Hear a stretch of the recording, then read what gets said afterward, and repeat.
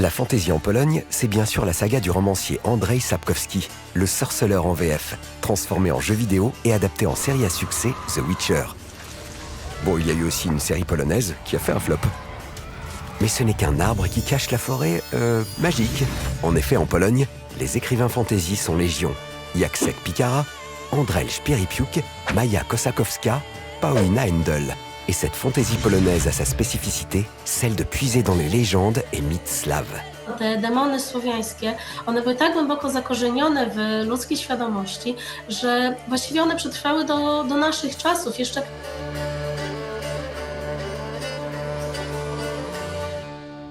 To jest nasze studio będące odwzorowaniem karczmy w świecie Wiedźmina. Nous sommes en fait dans les locaux du studio CD Projekt Red. Et lui, c'est Marcin Matelda, Lord Master, chargé de vérifier si le jeu vidéo correspond à l'univers imaginé par l'écrivain Andrzej Sapkowski.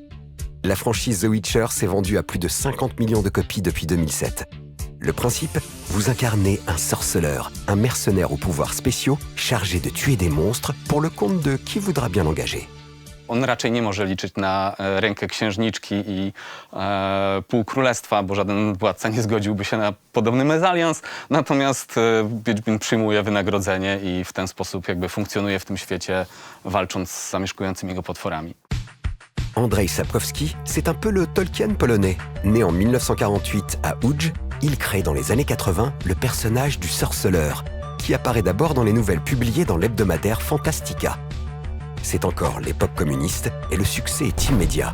La journaliste Joanna Pamięta-Borkowska pense que l'engouement pour la littérature fantasy était motivé par la volonté de s'échapper dans un monde meilleur et de critiquer d'une manière indirecte le système. Wiedźmin jest raczej, jeżeli szukać w nim pewnych polskich elementów, to jest raczej naszym takim marzeniem o zawodowcu, który przyjdzie i rozwiąże problemy w profesjonalny sposób.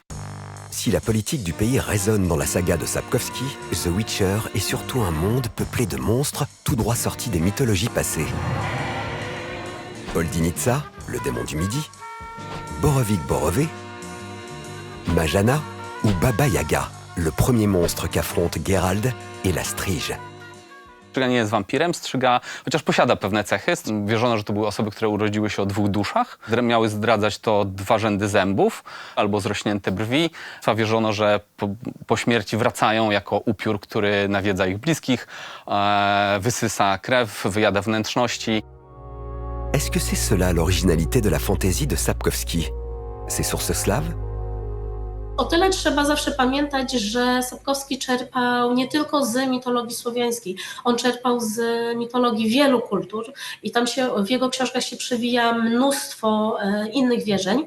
Paulina Handel est autrice de fantaisie à succès avec à son compte deux sagas, Snivar, le moissonneur, et Zapomniana Księga, le livre perdu. Elle fait partie de cette nouvelle génération de la fantaisie polonaise qui revendique l'importance des mythes slaves dans ses œuvres. Pojawia się coraz więcej książek na rynku traktujących o dawnych wierzeniach.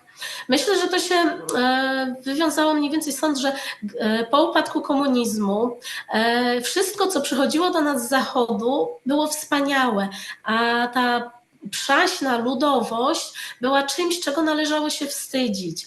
I dopiero po wielu, wielu latach zrozumieliśmy, że przecież my też mamy swoją tożsamość kulturową. Mais le problème est que la mythologie slave possède très peu de sources écrites. Et l'évangélisation du pays à partir du Xe siècle de notre ère a effacé les mythes originels. Właśnie na nasze tereny przyszło chrześcijaństwo. Słowiańscy bogowie musieli się usunąć w cień, ale zostały demony, ponieważ one towarzyszyły ludziom w codziennym życiu. One przynosiły ludziom szczęście, przynosiły im też choroby, czasem nawet śmierć. La Pologne est bel et bien sous l'influence d'un sortilège de fantaisie, un sortilège ancien et presque oublié, dont les créatures imaginaires permettent d'exorciser nos peurs bien réelles.